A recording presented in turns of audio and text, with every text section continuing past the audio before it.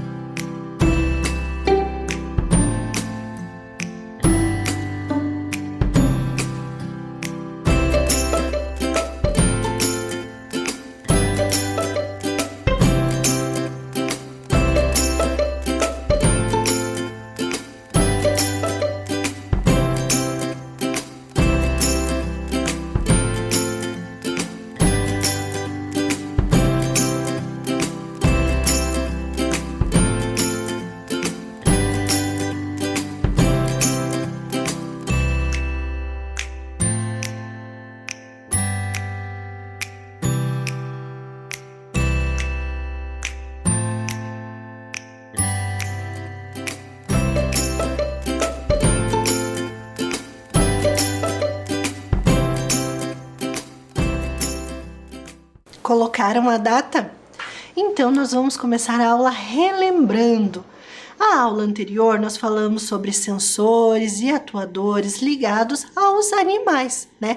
Vocês lembram que os sensores também já foram, né? Nós fizemos relação entre os nossos órgãos e sentidos, certo? E também entre os sentidos dos animais. Então, os sensores são os itens que vão perceber as coisas do ambiente. Então, eles vão perceber as luzes, os movimentos, algo que acontece. E os atuadores é o que irão atuar, ou seja, eles vão emitir um som, eles vão emitir uma luz, o motor vai girar, então algo vai acontecer. Mas tudo isso tem que ser programado. E na aula anterior, nós vimos essa relação com os animais, com o sensor, né? No caso que a gente simulou aqui o sonar dos morcegos, também os sensores dos bigodes dos gatos, e nós vimos um item bem interessante sobre as formigas. Vocês lembram? Vamos relembrar? Olha aí. As formigas vermelhas são capazes de perceber quando os terremotos vão ocorrer. Como elas conseguem perceber? Então, pesquisadores alemães descobriram que a formiga vermelha europeia é capaz de perceber terremotos, o que pode determinar quando esses fenômenos vão ocorrer. Como eles perceberam isso? Através de estudos. Eles colocaram formigas robôs em formigueiros próximo aos locais onde vivem essas formigas, câmeras, e puderam perceber a sua rotina. E aí eles notaram que elas mudavam o seu movimento, a sua rotina, a forma de vida. Porque as formigas, elas têm uma rotina bem organizada. Elas trabalham durante o dia, descansam à noite, cada uma tem a sua função. tem as operárias, tem a rainha, então todas elas têm funções determinadas. E aí os pesquisadores perceberam que um pouco antes de um terremoto ocorrer naquela região, elas mudaram o comportamento, trabalhavam dia e noite, e em alguns casos elas chegaram a abandonar o formigueiro e se mudar para outro local. E aí eles começaram a perceber que, diante dessa movimentação das formigas, era possível prever, né, que iria acontecer algo naquela região. E aí depois ocorreu um terremoto. E também as formigas possuem sensores nos seus joelhos e pés. Então elas conseguem perceber os movimentos mais leves e sutis, diferente de nós humanos. Então elas conseguem perceber quando algo está ocorrendo lá no comecinho. E aí elas conseguem mudar a sua rotina até para se defender. Então, a partir dessa pesquisa sobre as formigas, que eles detectaram esse fato bem interessante. Mas vocês já pararam para pensar sobre terremotos? Vocês já viram em filmes, no jornal, já viram eventos sobre terremotos? Com certeza, né? Já ouviram falar, né? Já tivemos vários casos de terremotos, inclusive um no Haiti, né? Que nós tivemos que foi bem, né? Teve bastante repercussão da mídia e, inclusive, uma pessoa aqui, moradora de Curitiba, que faleceu, que era Zilda Arnes, né? Então, ela faleceu nesse terremoto no Haiti, foi bem comentado. Então, vocês já pararam para pensar nos terremotos, por que eles acontecem? Quais são as causas dos terremotos? Por que isso acontece? Então, os terremotos, também conhecidos como abalos sísmicos, né? Então, eles são movimentos da crosta terrestre, porque, né, nós vivemos na crosta terrestre. Na crosta terrestre, nós temos uma lava incandescente. E sobre essa crosta estão as placas tectônicas. Vocês já ouviram falar das placas tectônicas? Olha aí na tela. Nós temos ali a representação do planeta através do mapa mundi. E vocês estão vendo aí, marcado por uma flecha, algumas linhas vermelhas que estão dividindo o planeta, né, através do mapa mundi. Vocês estão observando? Essas linhas, elas não são linhas geográficas, ou seja, elas não são delimitadas por continentes, países. Elas estão ali de outras disposições. Então, é a disposição das placas tectônicas. O que são isso? É como se o planeta fosse um grande quebra-cabeça com 12 peças e ali elas estivessem todas juntinhas e elas estão ali se movimentando na chamada deriva continental. Mas elas se movimentam muito lentamente, então nós não percebemos esse movimento até que elas se choquem.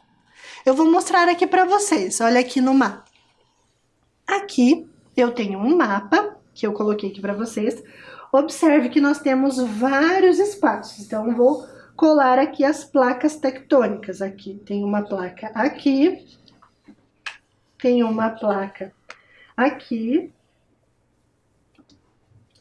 E temos outra placa aqui. No total, são 12 placas tectônicas que dividem o nosso planeta, aqui nessa representação aqui no mapa mundi, certo?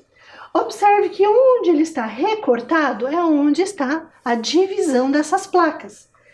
E olha aqui, nós temos alguns continentes e países que se formam, né, que tem um encontro dessas placas tectônicas.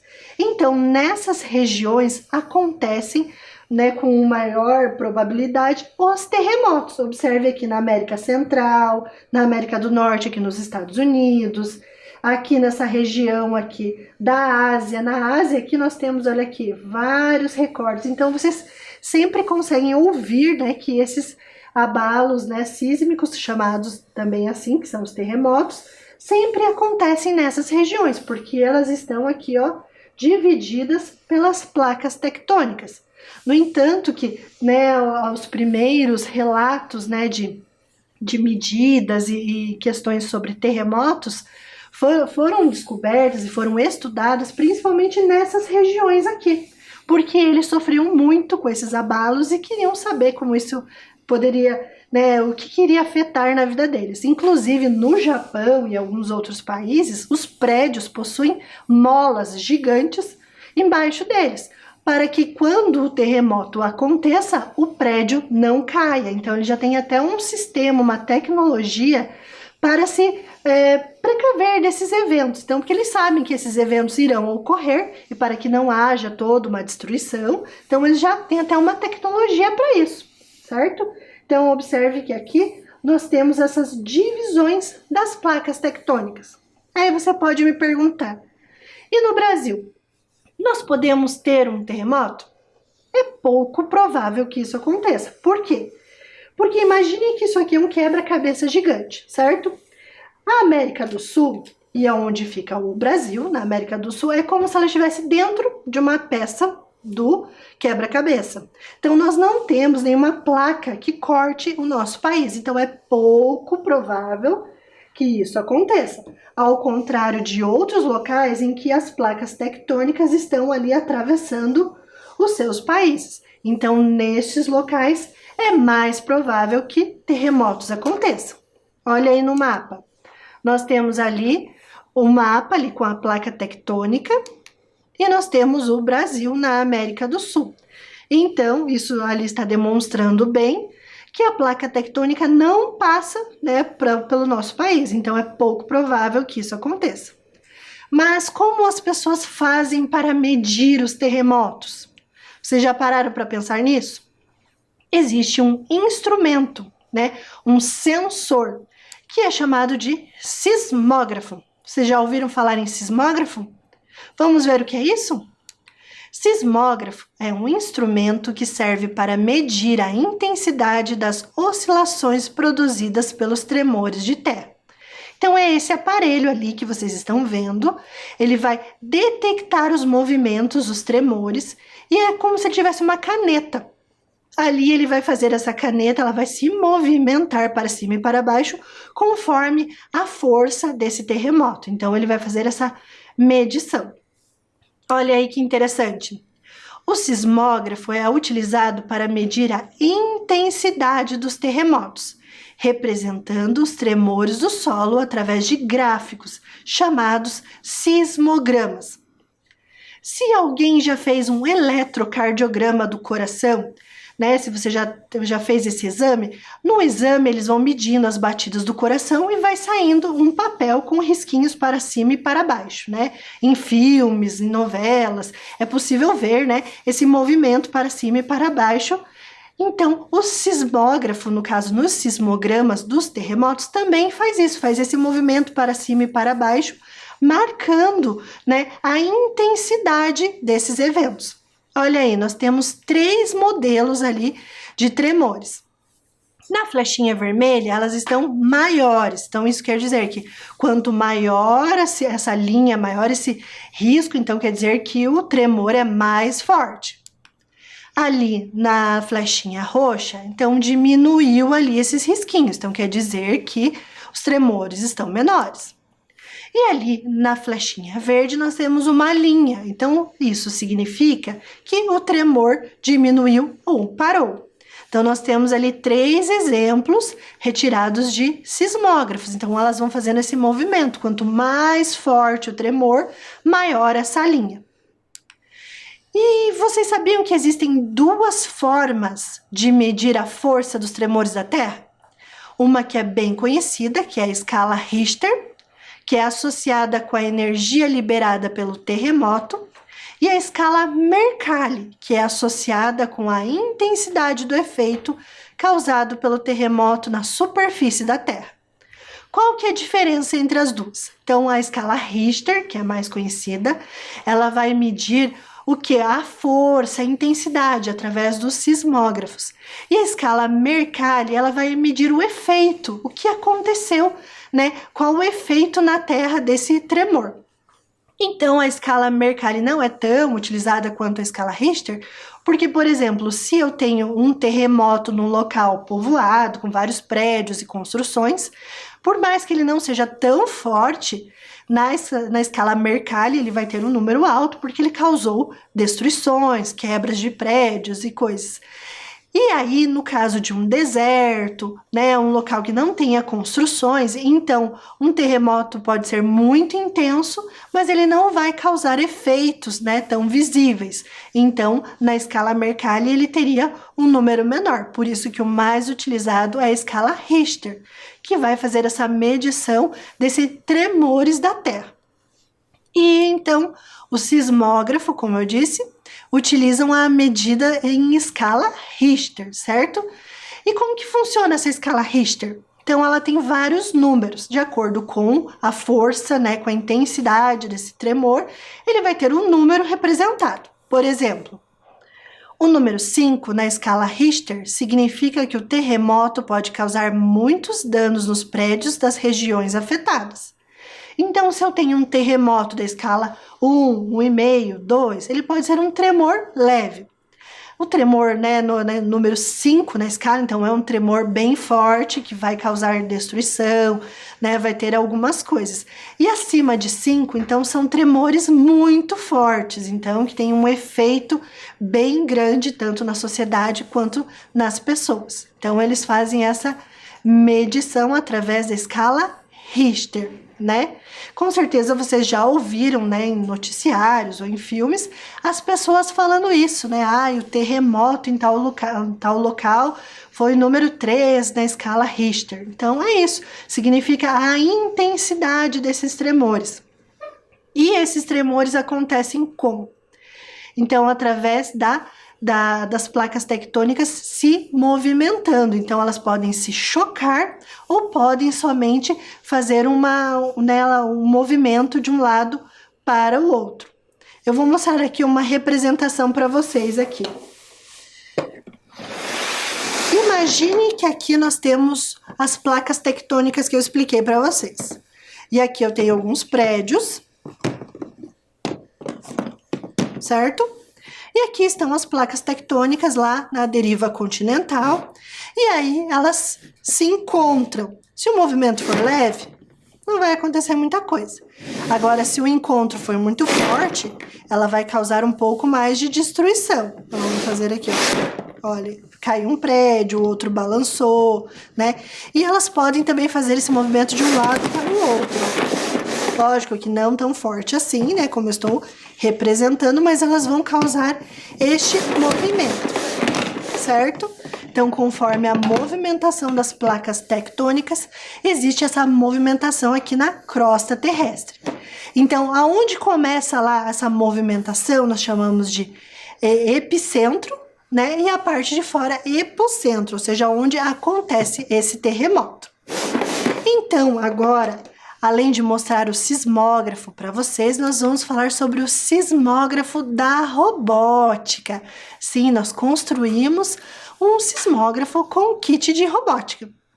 Olha aí. Então, nós temos essa parte em que o sismógrafo, ele tem ali o papel que vai passar para que seja registrado a movimentação. E para puxar o papel, utilizamos as rodas. Aí vocês estão vendo na tela. Nós temos sensores de toque para ligar e para desligar os dois kits ali. Nós temos as rodas que irão puxar o papel. Vocês sabiam que é assim que funciona a impressora? A impressora funciona puxando o papel com algumas rodas. Então, ele vai puxar o papel para dentro ou mandá-lo para fora. Então, é assim que ele funciona. Ali está mostrando com uma flechinha esse movimento, que também é o mesmo que a impressora faz. E como foi essa programação? Então, vou explicar para vocês a programação. Olha aí. Nós temos essa primeira programação que eu vou ler para vocês. Então, quando o sinal da bandeirinha verde for clicado, sempre C. Então, nós temos uma variável chamada C. Se botão da porta A2 está do pressionar, então, como ele foi traduzido do inglês, ele está dessa forma, tá? Motor B, velocidade 20. O que isso significa? Quando o motor da porta A2 está pressionado, o que é isso? É o sensor de toque. Quando o sensor de toque for pressionado, então, o motor B vai funcionar na velocidade 20, certo? Então, é dessa forma que ele vai acontecer. Mas ele tem mais uma condicional ali embaixo. Se, então, vamos ver ali? Se o botão da porta A0 estado pressionado, então, motor B parar. Observe que nós temos vários botões. Então, se eu clicar em um botão, né, um sensor de toque, ele vai ligar o motor. No outro, ele vai desligar o motor. Então, essa é a programação ali onde está puxando o papel, que vocês viram, que nós temos sensores de toque para ligar e para desligar o motor, então elas pararem de rodar o papel. Então, também é a outra programação do sensor de toque, certo? Para ligar e para desligar.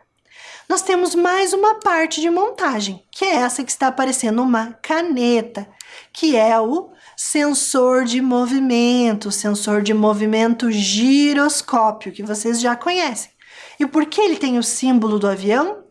Porque nos aviões nós temos o giroscópio. E qual é a função? Tentar buscar o equilíbrio. Então, ele sempre vai manter um ponto fixo. E conforme ele se movimenta, então ele vai saber que ele saiu do seu ponto de equilíbrio. Então, ele vai, se for programado, ele vai indicar algo. Olha aí como foi a programação do sensor giroscópio. Olha aí.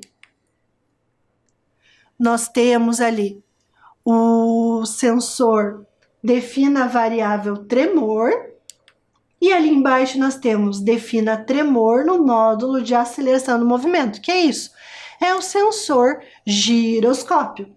Se o tremor for maior que 10, ou seja, se o movimento for maior que 10, então o color LED vai ficar vermelho, o motor vai funcionar para cima e para baixo, certo? Na velocidade 32, espere um segundo, motor A na velocidade menos 30, o que significa que ele vai movimentar para cima e para baixo. Mas aí a programação continua, né? O motor A, se ele não sentir esse movimento, ele vai parar. Então, a caneta vai parar de fazer o movimento e os LEDs que estavam vermelhos vão ficar pretos e não vão funcionar. Então, agora eu vou mostrar para vocês o nosso sismógrafo em funcionamento.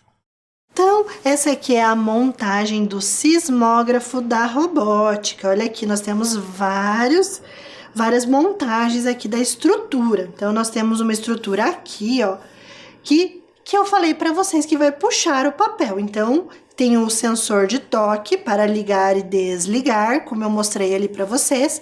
Ao clicar, ele vai movimentar as rodinhas aqui, puxando o papel. E ao clicar novamente, ele vai parar o papel. Aqui nós temos a parte do sismógrafo mesmo, né? Que representa um sismógrafo. Nós temos aqui a caneta, uma estrutura, está ligado ao motor. E aqui nós temos o sensor de movimento, sensor giroscópio. Olha aqui, conforme o movimento, ele vai mover aqui o motor, a caneta vai se movimentar. E aqui nós temos uma estrutura para segurar o papel que vai ser puxado por esses motores aqui.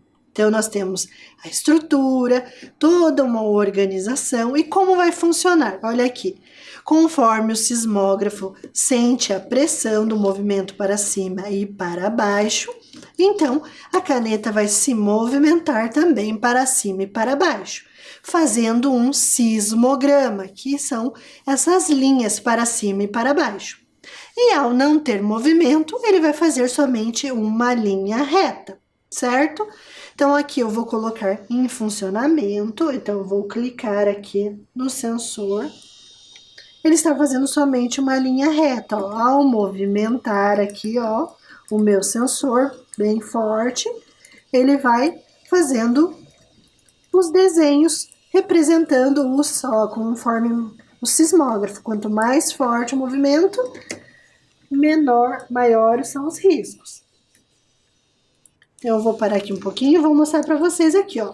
A caneta se movimentando, olha aqui, ó. Ela vai para frente e para trás, fazendo esse movimento, ó. Conforme eu mexo aqui no sensor giroscópio, ele vai acendendo os LEDs e vai mexendo o motor. Então, ó, para cima e para baixo. Então, ele vai perceber esse movimento. Não estou movimentando, ela parou, certo? Então, é assim que o sismógrafo vai perceber esse movimento. O tremor, ó, conforme vai tremendo, ele vai fazendo os desenhos ali. Então, vai criando o sismograma. E conforme ele não tem esse movimento, ele para de se mover. Vamos ver novamente? Então, eu vou mostrar aqui o movimento. Ó, ele acende o LED e vai fazendo um movimento para cima e para baixo. E assim ele vai fazendo esse registro. Vou ligar novamente, ó, ele tá puxando o papel e, ó, o terremoto está ficando mais forte, está tremendo. Ele vai fazendo os desenhos para cima e para baixo, o que vai criar a identificação e também eles vão poder notar qual é a força desse terremoto, né, através dos sismogramas, se ele foi um terremoto forte ou fraco, de acordo com a escala Richter. Então, essa montagem nós utilizamos várias vigas, como vocês estão vendo aqui. Nós temos algumas engrenagens aqui que foram colocadas o papel, mas basicamente nós colocamos várias vigas e conectores para poder fazer essas ligações aqui e fazer a utilização do sensor de movimento. E aqui nós temos, além do sensor de movimento, os sensores de toque, que são os sensores, e os atuadores são os motores aqui que estão puxando o papel. Então, nós temos dois atuadores aqui.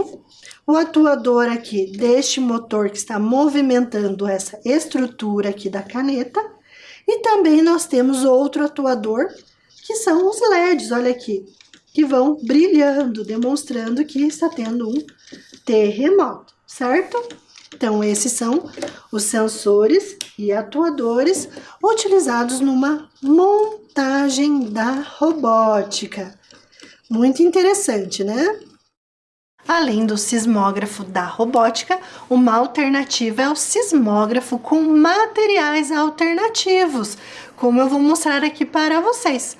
O que eu utilizei? Eu utilizei folha de papel, caixa de papelão, canetinha, tesoura, copo descartável, massinha de modelar ou bolinhas para fazer peso, para criar esse pêndulo, e barbante ou fio de lã. Vamos ver aqui em funcionamento? Então, aqui eu tenho uma caixa de sapato de papelão, um copo descartável, canetinha, barbante e aqui o pezinho, que pode ser pedrinhas ou massinha para criar um pêndulo. E como que funciona? Então, ao movimentar a caixa, simulando, né, aqui um terremoto, a canetinha vai para frente e para trás, simulando o sismógrafo. Então, ele vai criando sismogramas aqui, é uma forma de representação do sismógrafo, ou seja, ele fica um pêndulo para frente e para trás, conforme a movimentação da caixa, simulando um terremoto, ele vai fazendo esses desenhos. Não tem movimentação na caixa, ele só faz uma linha, representando que os tremores acabaram. Os tremores começaram, teve o movimento, ali nós estamos simulando um sismógrafo com materiais alternativos. É uma forma de compreender como ele funciona também, além do uso do kit de robótica. Então, essa é a representação. Então, vocês viram? Então, os sismógrafos são sensores que vão detectar os tremores da Terra, ou seja, os terremotos. E eles são importantes para colocar na escala, para que vocês saibam qual forte foi, qual a intensidade desses terremotos, através dessas marcações lá da escala Richter. Então, são sensores utilizados na sociedade. Então, vocês já viram os sensores ligados ao corpo humano, né? Os sensores ligados aos animais e este sensor que é utilizado na sociedade, então, para detectar os tremores da Terra. Então, vocês viram que interessante, através da robótica é possível entender, né, fatos bem interessantes do nosso convívio, do nosso dia a dia ou de coisas bem interessantes que acontecem no nosso mundo.